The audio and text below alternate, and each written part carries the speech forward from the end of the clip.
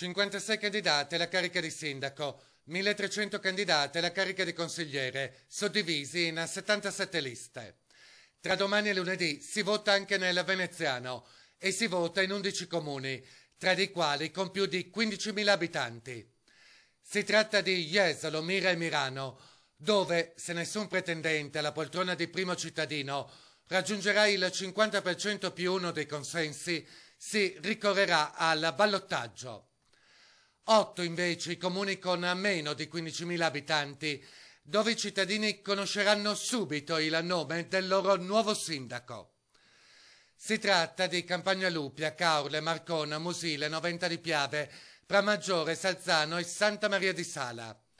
Domani seggi aperti dalle 8 alle 22, lunedì dalle 7 alle 15. E proprio a partire dalle 15 di lunedì Antenna 3 seguirà lo spoglio con una lunga diretta speciale X News, con collegamenti non soltanto dai comuni del Veneziano, ma anche dalle altre province venete.